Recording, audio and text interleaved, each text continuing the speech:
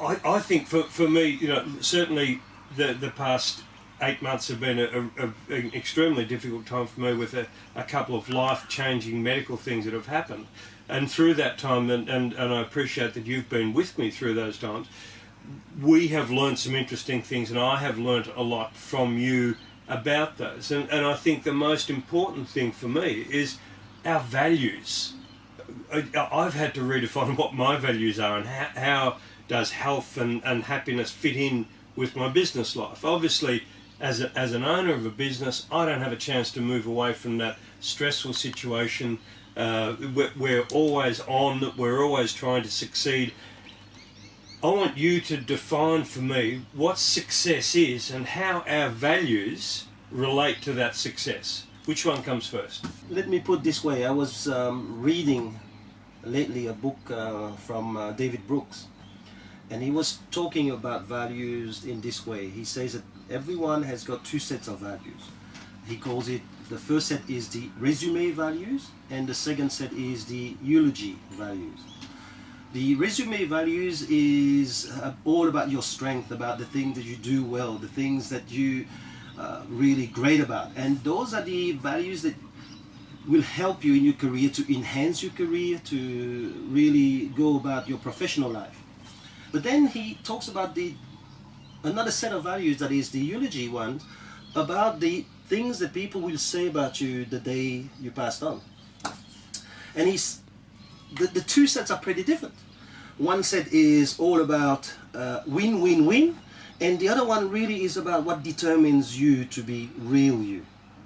And I think that, to me, as we grow, at some stage, all of us are going to go towards the eulogy set of values, but that's the one that I really espouse.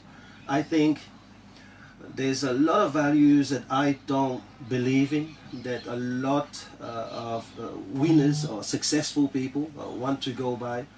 I truly want to live a life where you go by that set of eulogy values.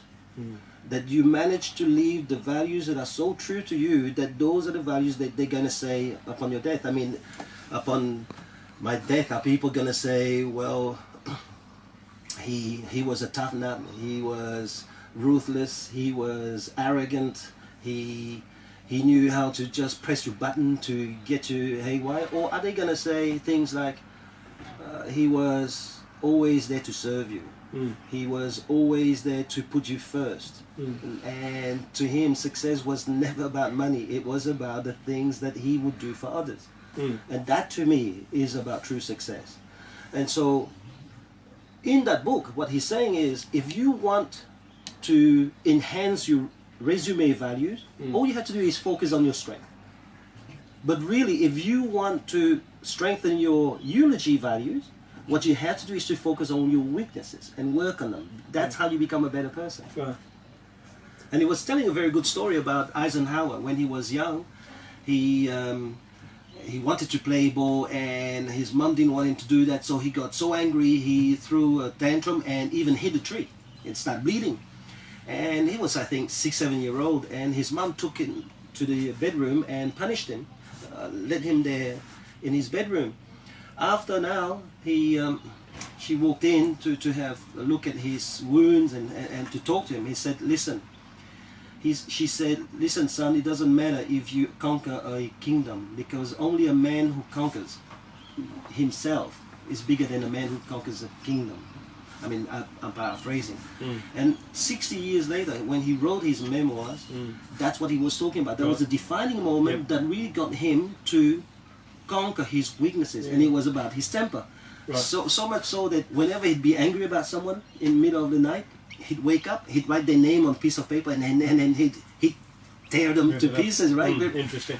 And that's how he conquered that. And that, to me, is a value. I hope, Simon, I really hope that before I moved on, that I have conquered many of my weaknesses, so that I can really show people my true self, rather than the self that I had to embrace in order to build this business.